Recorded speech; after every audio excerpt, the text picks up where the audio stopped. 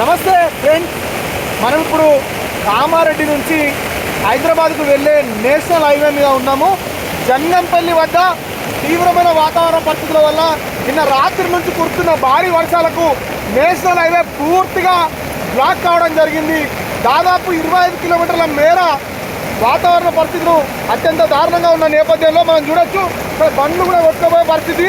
అత్యంత తీవ్రమైన పరిస్థితులలో కామారెడ్డి డిఎస్పీ గారు కూడా ఘటనా స్థలాన్ని పర్యవేక్షిస్తున్న దృశ్యాన్ని కూడా మనం చూడొచ్చు. జేసీబీతో ఆ నేషనల్ హైవేకి సంబంధించిన సిబ్బంది కూడా అంత క్లియర్ చేస్తున్నారు. దయచేసి కామారెడ్డి హైదరాబాద్ హైవేని అవాయిడ్ చేయాలి. మరీ ముఖ్యంగా చూసుకున్నట్లయితే సిద్దిపేట నుంచి కరీంనగర్ వెళ్తున్న నేషనల్ హైవే కూడా వాతావరణ పరిస్థితులు ఉధృతిగా ఉండడం వల్ల ఆ నేషనల్ హైవేని కూడా అధికారులు క్లోజ్ చేస్తున్నారన్నట్టుగా మనకు ప్రాథమికంగా సమాచారం వస్తుంది.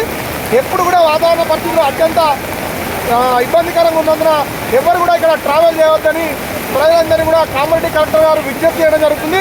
ముఖ్యమంత్రి కార్యాలయం నుంచి కూడా ఒక సూచన రావడం జరిగింది.